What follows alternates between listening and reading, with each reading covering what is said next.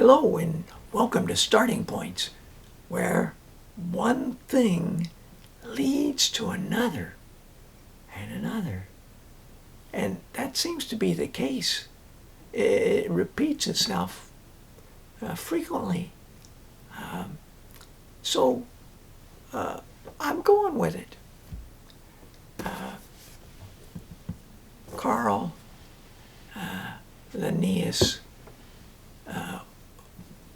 had a strong interest in botany, and that interest led him in a direction that he had his struggles academically earlier on, and because there were subjects he was being asked to do that he wasn't interested in, and these videos, I realize, are really my goal is to show through the surprises that happen as I'm working on them, how being self-directed, following your interest, leads you all over the place, and things fit in ways that are surprises. Now, there are a couple of things I'm not sure I was clear about in Linnaeus. One is his Arctic travel experience, because we were looking at Arctic travelers, and we're going to go back to looking at Arctic travelers.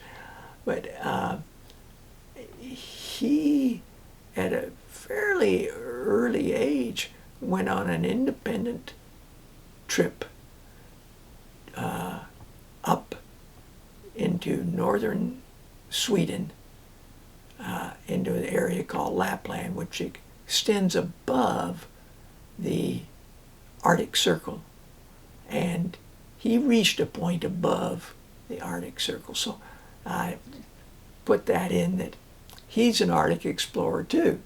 We don't think of him as an Arctic explorer, but he did experience exploring in the Arctic. So anyway, another thing is that he was born a year and a few months after Ben Franklin, and lived through those 1700s, and experienced wars in Europe, wars that were happening, like the French and Indian War in the North American continent. There was a war in Europe. American Revolution involved some of the countries, and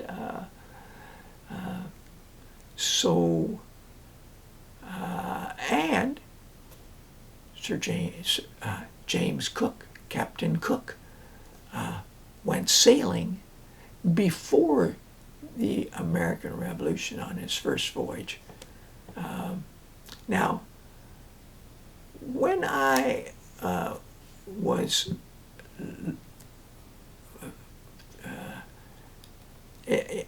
inspired, let's say, to find out even more than what the biography told me, I went to Wikipedia.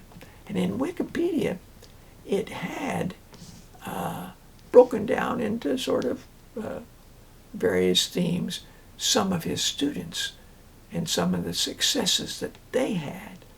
And in reading that, I saw that there was a student named Daniel Solander who went with Cook on his first voyage as a naturalist. Well, I said, I can check that. So I got this book, Karen Hess' book, Stowaway, which I showed you before, because in the back of it, it listed the ship's company. And, yep, sure enough, there's Joseph Banks, 24, naturalist, and 4 of his servants. Joseph Banks was the one that was footing the bill for the expedition. There's Dr. Daniel Solander, 35, naturalist, and an assistant naturalist, Herman Sporing, and an astronomer's servant, and artist. And one of the goals was to take a transit on Venus, and that wasn't something you could do just any old year. So that was the prime motivator for getting yourself in position to do that. And so Linnaeus had recommended to Daniel, who he was very impressed with, that he visit London. And Daniel went. And there he met Joseph Banks. And when Joseph Banks was putting together this group of people, he obviously was impressed as well with Daniel Solander and got in touch with him and invited him to join with him. And so that was one coincidence. Then that voyage took about, well, going on to 3 years, and it wasn't long before Cook was getting ready to go again on a voyage. And so his second voyage, he wasn't so much wanting to have naturalists, but he wasn't sure if he would need them, but as it turned out, he did. And whether he asked Daniel Solander to go again, Daniel may have thought, well, I've just spent 3 years of my life and I've got a lot of work left over from after I get back with all that was collected in the work on that. And, you know, there were some pretty scary moments. People dying, shipwreck on the coral reef there. And he passed on it. So off goes Captain Cook. Now this book has this wonderful chart in the back. Now, one of that goals, as I said, was to find a land mass. They felt there should be some land mass, and then this is the line where the Antarctic circle is. It runs right along here. I don't know if you can see it. It's sort of a light dashed line. It cuts through a little bit of Antarctica right there is above it, and some right here is above it. In the north, the Arctic Circle, which Linnaeus had explored up into Lapland, here it comes through just it comes through the bottom of Greenland, little tips of Iceland and Sweden, Norway and Sweden, and so when Linnaeus went north into Lapland, he went above, and we could qualify him as an Arctic explorer. And so you can see there's considerable amounts of landmass above that Arctic Circle. This is not really centered, is it? There's this much above shown here, whereas down here there's hardly anything shown below there. Now, so on his second voyage, what happens is he sets out, Cook sets out, and travels around and comes to Cape Town, Table Bay, and gets food, fresh water. He's been there once before because on the first trip when he was coming back, they stopped there and got various repairs and replenished food and water. That was a big stopping point actually for people. Well, he then swings down and he curves around and heads this way, and then he makes a real dip and he goes below the Antarctic Circle, and I'm hoping that he's gone enough below that he would find land if it existed. But what he did find, because this is in January, which is the summertime, 1773, was icebergs. The water was just teeming with icebergs. It was quite something and terribly frightening. And wisely, James Cook leaves, and he continues on. Now, had he dipped down here, he would have found land before the Arctic Circle, or if he dipped down here, he would have found land, or here. That's just fate. He didn't dip down until he'd gone maybe to replenish supplies through the Strait of Cook's Strait. It hadn't been named for him yet, and to get supplies there. And then he does go quite a ways down right here. And then he dips even further down, but it's not in the right place. So he swings back up. He comes through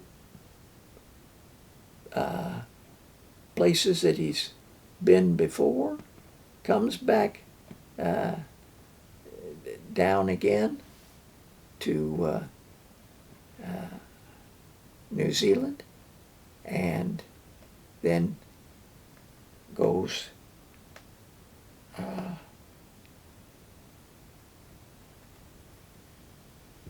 off and comes out here, sails along and about, and then heads up. Quite a voyage. It took about 3 years as well.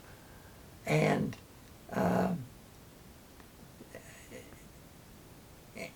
then returns to England. Whew. Now, that voyage, he has a naturalist with him. Now, where did he get this naturalist? The naturalist didn't start with him. It was when he first pulls in here to Cape Town that he hears that there's a naturalist there who's tutoring the Dutch military leader's children. And then he finds out that man studied with Linnaeus. So he asks him if he would like to come with him. Now, that person's been on a journey. Earlier on in his life, he had sailed from Sweden to the Indies, East Indies, and to China, and both times ship had stopped in Cape Town, and so after he'd returned, after that first voyage of exploring, he came back down because he wanted to explore this amazing land of South Africa with much drier, much hotter land. And that's where he got this job as a tutor. Now, who was that man? That man was also listed in Wikipedia, and when I clicked on his name, I found more about him, and I found almost the last item before the notes was that someone had written a book about him, and I got the book, and the book is called The Journeys of Anders Sparrman, and it's by, well, you can't make out his name there, and I'm not sure that I can pronounce it right, Per Wastberg, and he wrote it in in Swedish, and Tom Giddies translated it. Now, that complicates matters a bit, because I am, well, maybe not. I don't know who to give credit to. The writing is marvelous. It's just lovely. It's filled with surprises. It includes thoughts, because Per is working with all the notes and details and journals that Anders had kept. So there's loads of material. And he's telling the whole of Anders' life. So that includes meeting up with Cook and going down on that journey. And when they came back, he was ready to probably stay again in South Africa. That's as far as I've gotten, about a third of the way through. And, well, it's a wonderful surprise. It's a treat. It's really a marvelous treat, this book. The public library didn't have it, but the University of Victoria Library had the copy. So I felt so lucky. When I walked up there, found the book, and so thank you for joining me on this roundabout connection things that take place. Until next time, bye for now.